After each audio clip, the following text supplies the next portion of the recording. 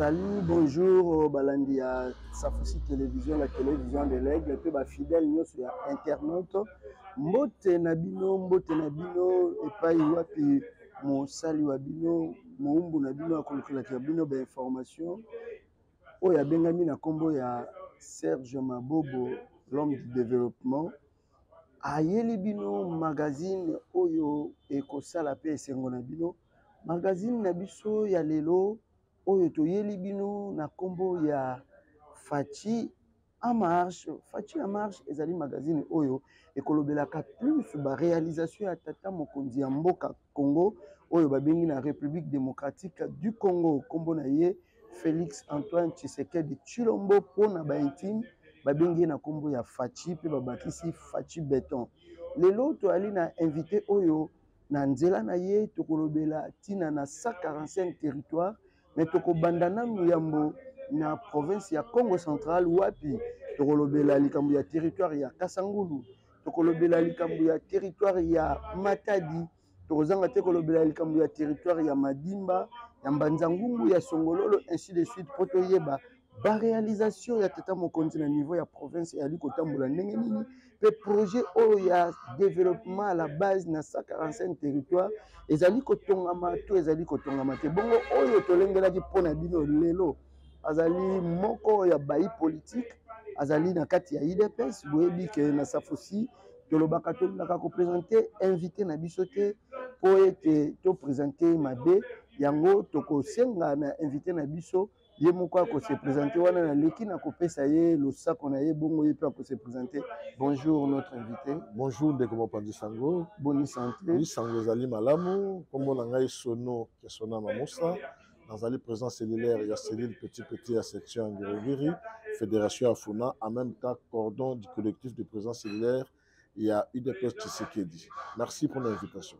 Merci na yo oyo ozali kolanda Safosi télévision na yo oyo osoutenaka ntango nyonso Safosi télévision lokola Anastasie Derendi na kati ya Manchester moninga ya Aimé na kati ya Manchester Aimé Basemwa lelo na invité na biso tokolobela tina construction réalisation likambo ya 145 territoire ndeko Musa tobandi territoire à Liboso na Congo central et à Kasangulu.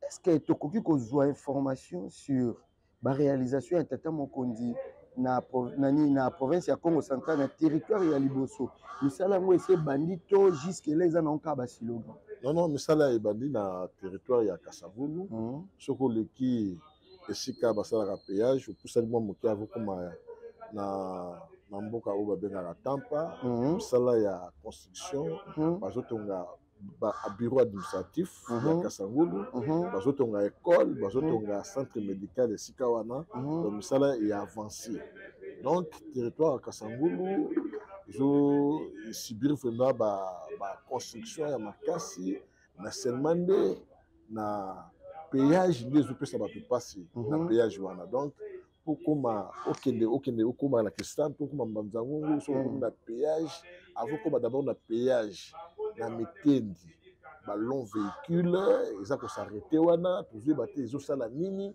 okomi soko leki Mitendi okomi avant koma péage na virage wana mitu kezo tendama wana et toujours baté na tango okoma na péage après c'est vous obligé botika mutu na boke botala nini ezo le klasika wana pour constater que bokomi wana donc bato ba garé mituka na caisse wana ya banque wana ezesika wana eza na 4 caisses mais moi na bato bazaka na 2 caisses les deux autres caisses wana bato bazate ezo pesa passe to yebite soki ba kambia province ya Congo central bazaka kopenda na bokebi ya kotala esika na po péage oyo et comment peut ça nzela ya Congo central passe ndeko Musa cordon oko continuer na okoloba olobi banque eza wana eza na 4 caisses yaka bato mibale bazali oui banque wana eza na 4 caisses mais oya wana moni 2 kaka bazali les deux autres bazate to fe baté eza nini est-ce que yo okomaki sur place ozwaki ntango te ya koluka koyeba balongoli bango mosala bakendaki reporter mosusu mpo batravaillaki bakende zwa mwa eloko ya kolia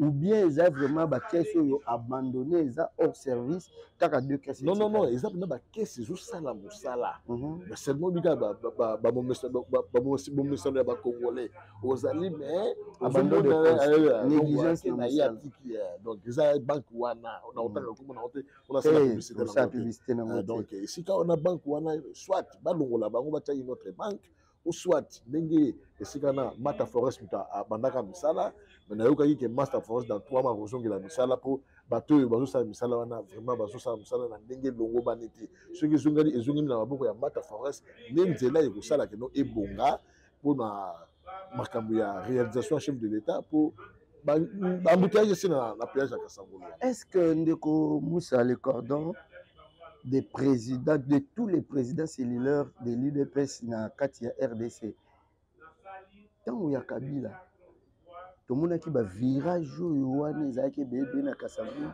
bazwaka bachinois bakataka mwa ndambo ekoma mwa koevite lelo na développement ya 145 territoire Kasangolo ezosubir te elamba ya sika na likambo ya nzela kaka ndenge otangi école na hôpital et puis na bureau administratif. Est-ce qu'il y a un monde de développement là ça? Moi élargissement ezali ko salama ya nene neti wana na bascule wana pa bataka ba long véhicule wana ba élargir nzela.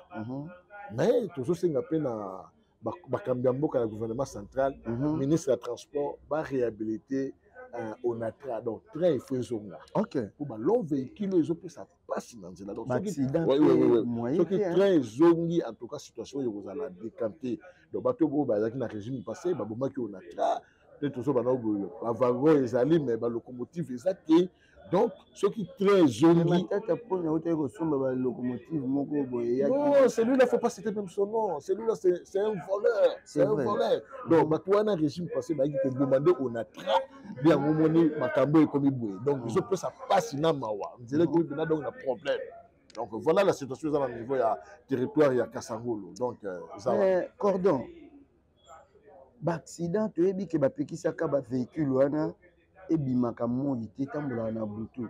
Mais to remarquer ezo bimaka même na moi moko eutaki kosala accident frère sila ki ramasaki mituka totalaki na réseaux sociaux. C'était horrible ya otala so kokate. Est ezali ko bafouer loi to suivi ezate po ke mituka wana ebimaka kaka na butu oletambolaka pe na moi mituka wana tellement comme belé mituka wana tellement comme belé ezosenga il faut détermination ya ba autorité provinciale ministre intérieur na ye moko mokambi ya province ya Congo central dans le gouverneur il faut balakisa de quoi ils sont capables. Tango ba pesibino mosala ezali obosala la vision à chef de l'État. La vision na binoté. Très bien. Le chef de l'État tango a possiblement confiance. Ce bosala la vision na été bosala appeler à pas changer mino.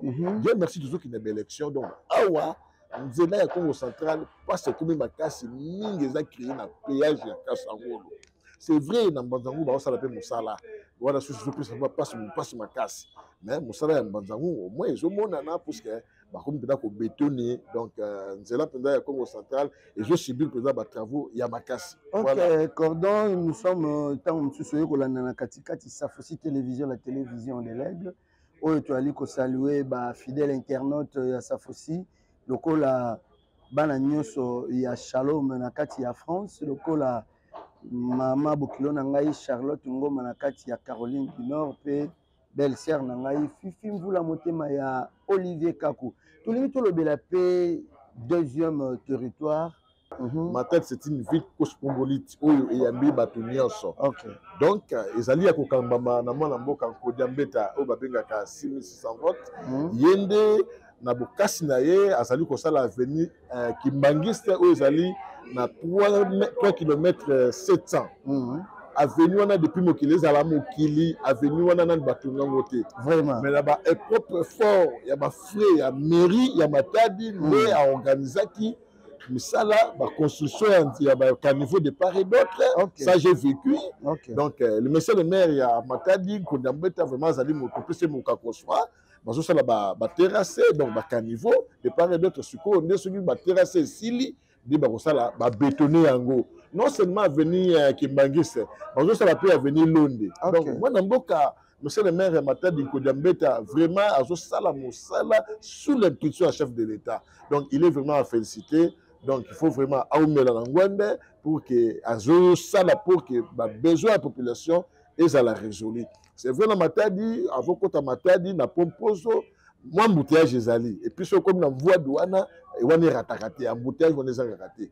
Mais d'après les informations, on a l'habitude comment ça la nzela pour que décanter la situation à route nationale pour la voie douane, voie wana kakande ça la réunion place afflux à Batozali. Alors merci le maire a rassuré qui biso que l'habitude bazali ko sala baso kotala pour basa la nzela afin que balongola embouteillage dans la voie douane pas embrouillement embouteillage ça la makasi. Moi na mboka ko d'ambeta vraiment so sala musala na ndenge elongo bani sous l'impulsion il y a chef de l'État Fatou Beto Dédié pour azali ko kamamboka il y a République démocratique du Congo. Là je salue monsieur le maire Kodiambete ndenge azali ko sala vraiment pour soutenir la vision il y a chef de l'État monsieur le maire tout ça descente. Toya biso to vivre makambo wana na Safosi télévision, la télévision de l'aide parce que les ali magazine les ali kolobela sur les réalisations ya chef de l'État. Magazine au kombo na yango Fachi en marche. Fachi en marche et ali wana pona kolakisa ba réalisation nyonso. Oyo tata mokonzi ya sali lokola toza na kati ya développement à 145 territoires. Tokoya kuna monsieur le maire bongama oyamba biso je crois ta semaine prochaine tokoma kuna soko yoki mbela oyo yondo réagir soki réagir te biso vraiment tobima kuna toya ko palper du doigt nous sommes le média oyo palpaka du doigt pe lobeli lelo eza ba politiciens mutusa oloba toza ba fanatique biso tolobaka kolakisa misale salami pe mona na miso ya bato fanatisme ezesikani monsieur le maire tokoya meneli na yeba otangi ka monsieur le maire est-ce que ba travaux wana ba osala ngona gouvernorat te ka mairie mtezo sala yango ils allaient sous financement à mairie on a yebi sous financement à mairie il y a un moment je pense à de Concordambete maire ya ville Matadi Mokakoswa à Oumela na ndenge ça ko ça misala sous l'impulsion chef de l'État azola sabina que non azap na fils maison donc Matadi bazala sai basa vraiment na esengo ya komona nzela wana avenir Kimbangis oyo depuis mokeleza église Kimbangis ça eza monene depuis est-ce que ça Kimbangis c'était ba osala mobino bo non Kimbangis c'est le maire de la ville à Matadi de bazo réaliser construction ya nzela ya Kimbangis. Moi-même je viens de là na moni ndenge ba casser bazo casser mabanga batongi déjà à niveau de part et d'autre ce que tel gars il y a bétonnage afin que avenir est comme praticable donc on est là il y a Robert à le soloté est-ce que ça te ko nzela o eskindaga na kuna yango azoluka ye comme malamu da ye moko avandaka na avenir Londé peut civil construction donc ça te que non Londé ko mo avanda c'est une grande avenue au mituke utaka na port ezoya pour ya Kinshasa donc Londé vraiment c'est une grande avenue donc bazo bekinango nzela zo kende pena kitoko. En dehors, il y a Nzela wana maire ya Matadi azali kosala. Otangaki na Kasangulu ba bureau administratif, ba école, est-ce que na Matadi ba toucher te bilo lokola ba bureau administratif ezalaka déjà ou bien za na projet? En tout cas Matadi c'est une ville cosmopolite na utu koloba wana. Donc là-bas ba bureau administratif les alliés, ba école les alliés donc makamu ça revendre. Est-ce que vous avez difficulté à maïté? Non, Matadi est un problème à maïté. Ah, Matadi maï 5 sur 5, courant, vanda. C'est vrai, des stages, mais en tout cas, si na longo Matadi, pas une bande kolala, na hôtel Luana, vraiment courant, et puis au sentir maï en permanence. Donc Matadi vraiment de ce côté-là, et puis sécurité, bakolo na basili, c'est le maire a bondi à neutraliser bakolo na Matadi. Ça c'est à féliciter. Oui, même c'est le maire Kodambé. Non, pourtant il a un makambo là. Dans le makambo il y a Congo central puis il y a Matadi. Donc ah monsieur le maire peut-être plus mon caposa pour à solliciter ya bakolo na Matadi, à bondi à l'actif dans la bateau non, il est dans na Matadi ya tongo. OK. Vraiment toyoki ndenge les cordons azali koloba mokakosa o azali kopesa et pas il y a maire il y a Matadi. Là je salue aussi son chargé de communication Eric Lukosa oyo azali ko travailler na pembeni ya mokonzi na mairie ya Matadi. toko continuer élection émission na biso magazine na biso toali kokoba na yango yambo ete tolobela likambo ya baterritoire oyo mosusu etikali tolingi na toloba likambo oyo ya élection. Oui. Élection bamsu balobi ekozala bamsu balobi ekozala te niveau tozokendela bazo préparer dialogue moko pona moi 2 ans moko boye ça lokola glissement cordon Moussa pona yo eza ba rumeur to ezali prévisible. Non, eza ba spéculation. Moi mboka Monsieur le Président Félix Antoine Tshisekedi oto bengaka africanisme Fachi Beto de Dieu a déterminé biso toujours dans la constitution de la constitution sengi na biso soko sali 5 ans premier mandat une fois renouvelable. Très bien. Donc on a déjà la confiance à la population bazo c'est là ba publier calendrier déjà publié ba lister déjà ba candidat oyo ba kozala voter sikoyo toujours sengani na mwana mboka Denis Kadima oza président ya CENI asali la biso nouvelle mise en place ya CENI po ba oyo baza ba chef d'antenne ya CENI ba tuana ba wumele sika on a depuis Kabila. C'est pour cela yemo paso ba que non vote c'est élection ezali nomination te soko ozi ba voix na yo oyo bato na yo ba pesi yo oko mériter yango ya tout ça au senga na ye asala nouvelle mise en place na antenne nyos à travers la République et puis na ba centre nyos ba tuana bazaki na CENI depuis 2006 ba tuana il faut ba loi afin que nomination ça la matin de ba tuana quand ça que non élection toujours qui n'existe nomination te nomination ko ça la matin mutu so za l'ancrage te za la batuté simana yo te o ko élection te ata bino na IDPS non biso tout ça la batebele IDPS ça la batebele na ki ça on a fourni tout ça la 12 sièges tout ça la 12 candidats biso ya IDPS oyo so nous ambassade biso bangonia so bakobima biso IDPS donc ma tête haute puisque biso IDPS tout ça l'exemple ya monene à la tête à pays le chef de l'État visionnaire. Oh, il y a ça là que non. Parce que l'équipe va aller na visionnaire. Non, bazaki na vision te bazaki ba détourner biyibi. Pour preuve. Biso nomina Kadima lobi élection nomination ko sala mate. Il est déterminé. Yango na pesi conseil. Aux assure parce que tant ba arbitre na ngamu na biso. Oui, non arbitre na ngamu na biso. Il est déterminé à lobi élection nomination ko sala mate. Moto azana batu ba voter, so sala batu te terrain de kolakisa. Donc là yé a lobi que nomination ko sala mate. Yango biso dans concept sengi na yé a sala en sorte que nouvelle mise en place, il y a ba chef d'antenne dans toutes les provinces et salama et puis il y a ba chef de centre. Donc voilà le conseil que vous pouvez savoir dans Mboka Kadima oya zali ko kumela masolo ya CENI. Mais moi na Mboka toujours na cadre ya ba élection.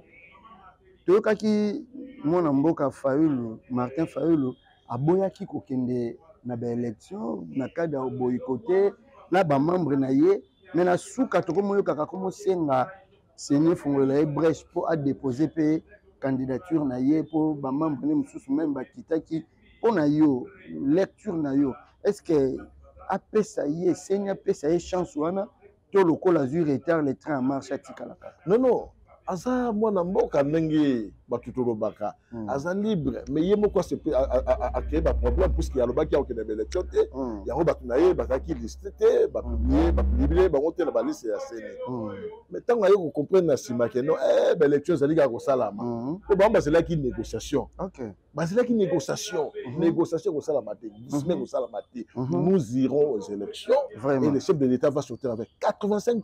Vous assure très sûr le chef de l'État et puis il aura une majorité très très confortable afin que nomination. Oui, nomination de Salamaté. Donc on peut ça une majorité confortable afin que l'UDPS ait une primature pour que quand vous avez la formation au gouvernement, nous sommes tous là, slogan là, le peuple d'abord, vous allez projet de société, il y a UDPS Tshisekedi.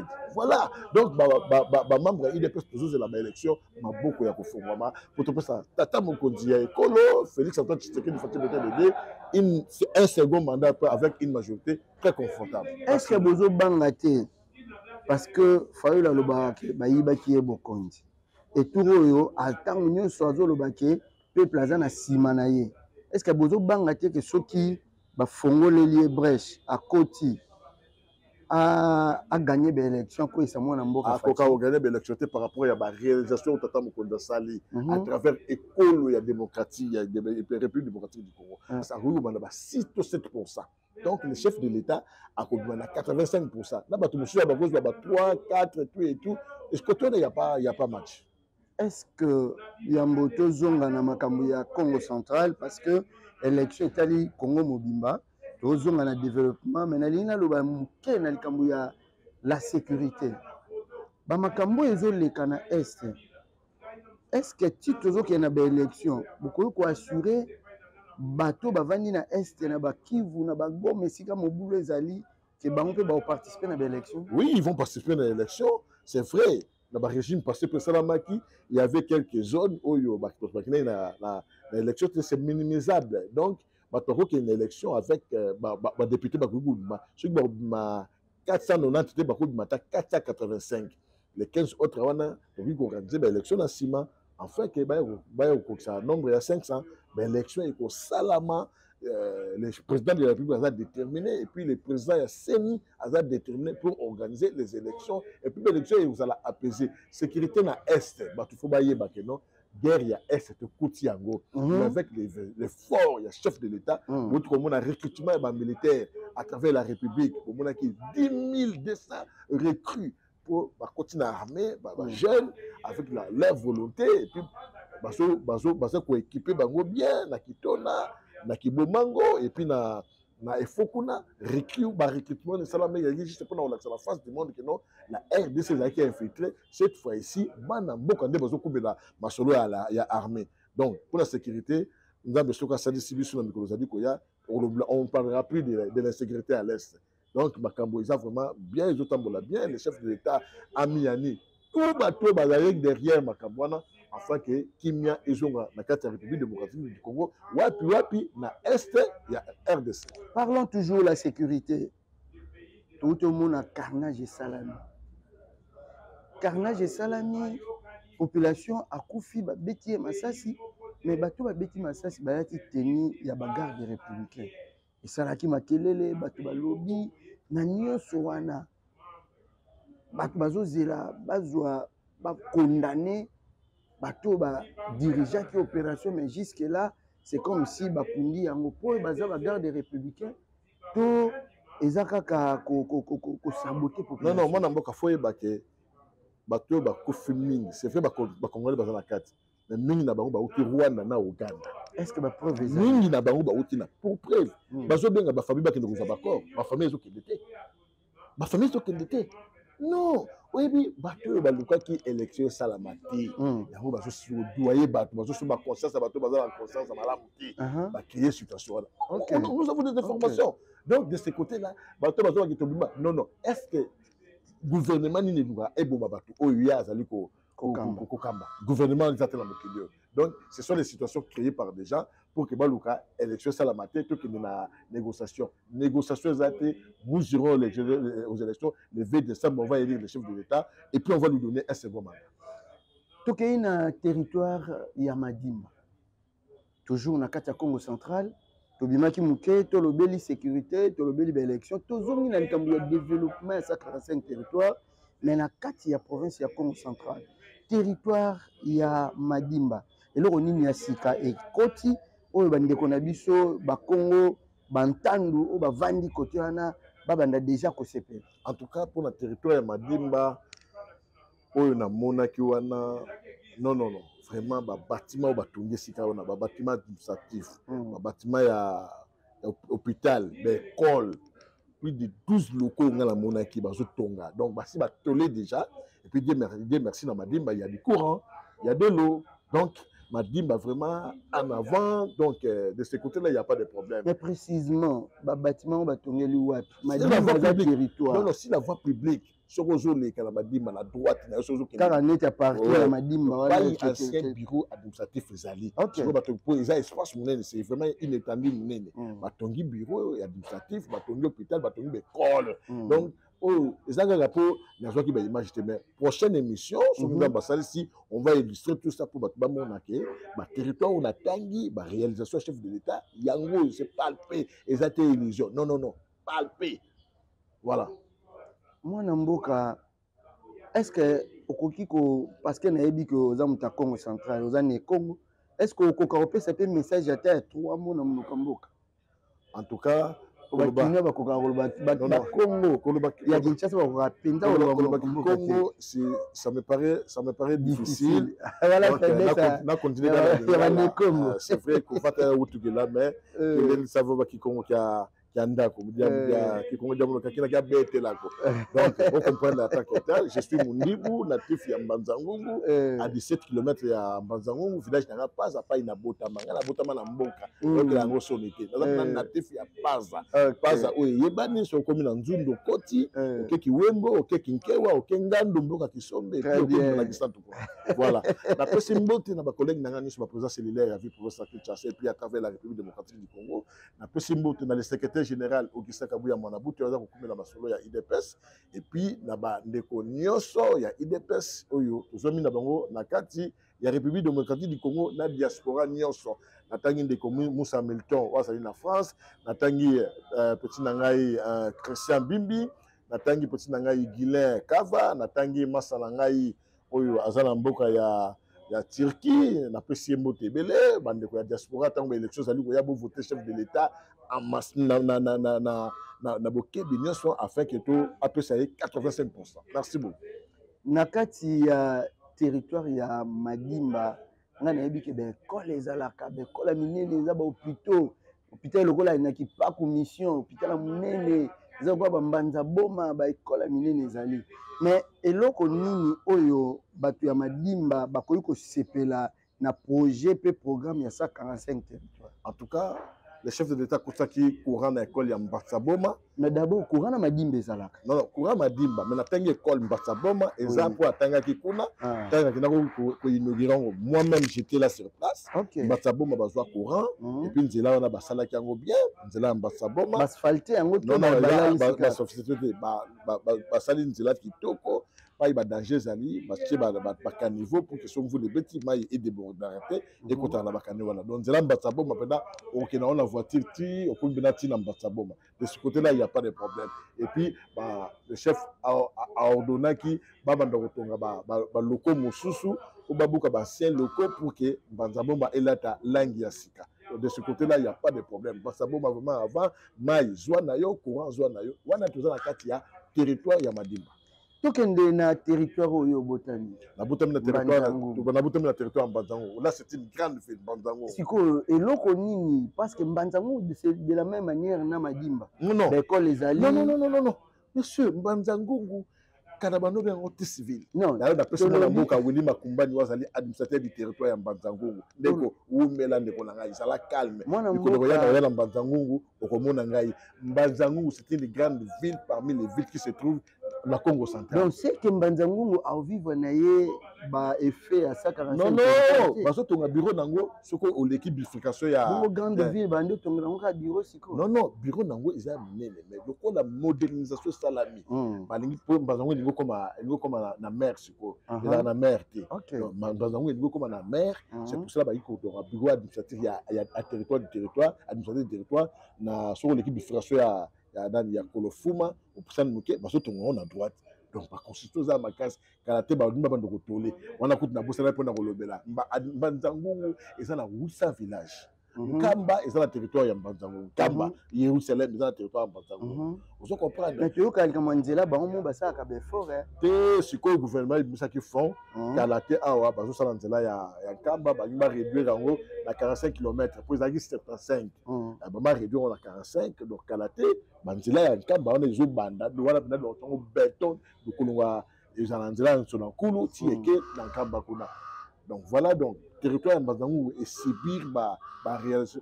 De quoi a la gouverneur a été colongwa à tout matubana à bétonner macadam à bétonner na Mbanzango donc c'est là pendant bétonner na Mbanzango na régime ya fati béton d'été. Moi je dis que tout fonctionne au moins parenthèse ndeko etango azalaki à tout temps azalaki gouverneur bokotaka moi guerre moko na bandeko ba fleuve bongi ça déjà non biso na ba fleuve to ba makoko matatu lekela komosi vubukula komosi c'est-à-dire wana lobi yango te ngana boye yango te babi bandeko balandi Safosi télévision mona mboka nga ko sabiso proverbe à lobby ezalaka par rapport à bapoil à mboa. yango na lobby kamimboa ya kakumosi vumbukila kumosi. ya otiki nyama développer ngai na bandina no na lekela kumosi vumbukila kumosi, c'est-à-dire et ben yali trois makoko matatu lukaya cataracte bas fleuve lokola na Congo central administration oyo ezwami kuna ezali gouvernorat assemblée provinciale et puis na deuxième nani personnalité assemblée provinciale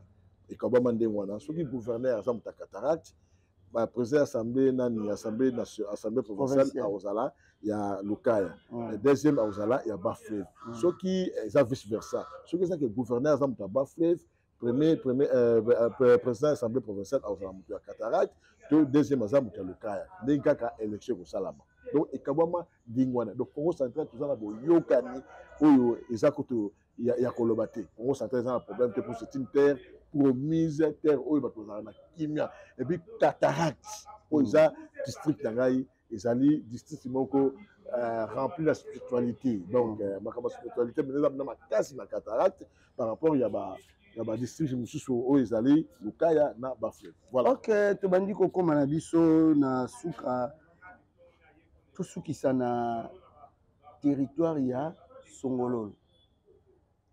Territoire ya Songololo na 4 pour comme la kilomètre 5 na bifurcation na wana kuna bazotonga nani bureau administratif ya Songololo où eza moi distance penda donc tant na kotaka kuna mbalasima na mona kindi ba travaux za ko salama na komaki na lufu penda ba construction banda kuza en hauteur basali ba place touristique na lufu et puis sur hôtel DGM de Batonyango bureau ya DG de Batonyango au centre maintenant il y a une vie ici na brousse mais modèle Batongeli courant en permanence bien que ça ba panneau lufu penda Batonyango bien la frontière quoi il y a biso ti na Angola kuna donc lufu ça na bien construit et ça quand na carte territoire il y a Songololo donc territoire ya Songololo et puis ça na ba cimenterie misato ba cimenterie ya Makasi. Donc toujours c'est attendre comment on a période d'élection au Sénat la bataille Songololo va voter liste ya IDPS afin que tout peut la chef de l'État une majorité très confortable. Voilà. Mais par rapport au programme il y a 145 territoires. Autant que le mon côté déjà si ba touché. Nani komi kuna te. La Songololo. Oui. Non ezali. La Songololo na auto le banao que notre bazo to bureau administratif na d'école. Donc dès que ba territoire ni sur bazo sala. Ezaka rapora na zwaki ba bibilité ndenge ka bazotonga ba territoire nyonso hôpital école bureau administratif ndenge zo sala mapena Songololo on comprend donc ezate que ba sauter dans toutes les provinces de la République démocratique du Congo et je subir ma chantier à Makasi dans 145 territoires. Merci mwana mboka tosuki na territoire oyo Congo central et suki wana te tokobenga lisu mwana mboka kolobela na tina na ba réalisation ya chef de l'État tokokende na ba boma na ba mwanda otolobela pe ba territoire oyo ezali kuna ndenge ezali ko évoluer par rapport ya 145 territoires oyo ezali programme ya tata mokonzi ya mboka Félix Antoine Tshisekedi Tshilombo pour les intimes Fachi bakisela kaye béton de Dieu.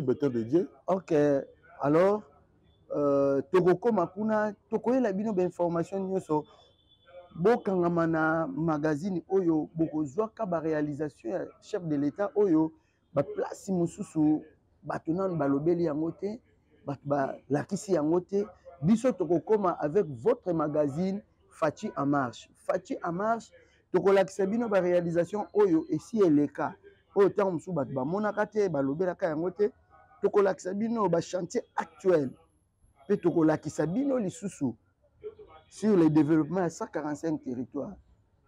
Bokotala numéro mususu oyo esalamaki visite ya président fédéral ya Funa ya IDPS asalaki ronde tolakisa bino ba chantier mususu oyo ezali na ba commune mususu oyo ezali ko salama vraiment to commune na biso na suka ya numéro na bino ya lelo toyambaki mwana mboka Cordon Moussa Sono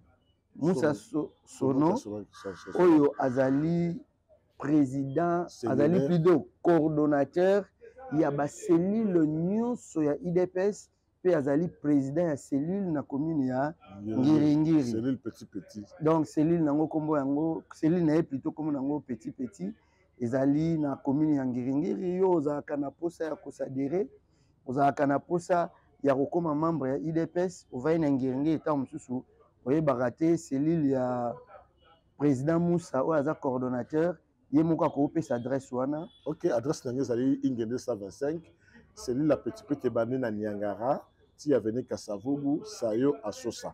Donc pas na biso na jargon politique tobengaka yango cellule, mais na jargon administratif ezali quartier petit oyo ebandi na avenue Niangara ti na Kasavubu Sayo Asosa. Voilà na Ingende 125 wapi epai adresse na biso ezali ya cellule petit. Merci mingi.